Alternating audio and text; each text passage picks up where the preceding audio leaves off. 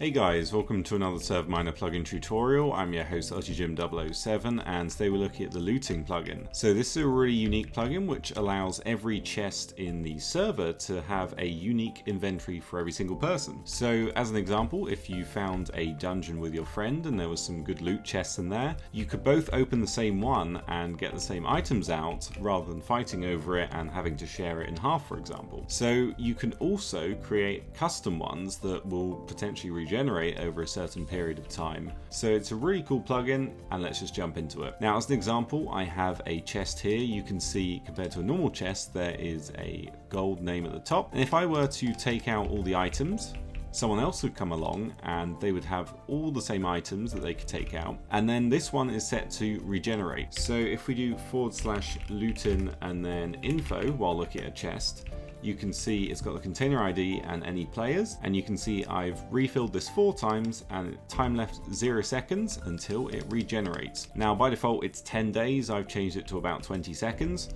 This will work for every single chest on the server, so you can turn that feature off if you don't want it. So if we want this one to be one of these chests, we can fill it with some items and do the /lootin set command, and it's a chest, hit enter, and then this is going to have the same contents for every single player now, and obviously you could take out all the items, give it 20 seconds, and then both will reset.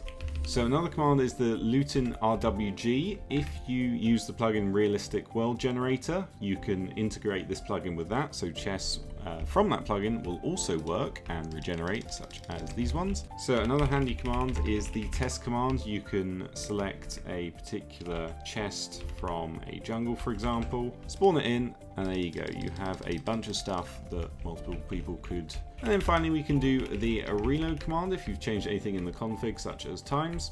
And last of all we have the clear command as well, which will clear your information from a container. Now the final thing I want to cover in game is how to break one of these chests. Now if you hit it, it's not going to break normally. In order to do that, you need to sneak and then hit it like so. Otherwise you will have no luck. So that's everything in game. Let's head over to the config and see what we can do in there. So here we are in the plugins folder. If we go into the looting folder and then go into the config with Notepad++, we can have a look what's in here. So we've got the GUI titles up at the top, and scroll down the messages, and then do you want to delete items on break, prevent explosions, yes or no? You can blacklist certain worlds, and then do you want players to be able to place items in looting containers? Now in the worlds.yml we have the auto replenish and replenish custom containers. Those were both false, I've turned them on. And then do you want a max number of times you can loot a container that refills? So -1 is unlimited. So here we are on the spigot page. You can see it's updated from 1.16 to 1.21. And it's based on this Forge mob looter. And then if you scroll down, there's plenty of information. It supports other plugins as well, which is very handy, like World Guard and the Realistic World Generator. Decent GIF showing you how it works with 2 players. And if you need a server to host it on, check out ServerMiner.com for the best and cheapest hosting around. That's it for me. Subscribe, like, comment, and I'll see you next time.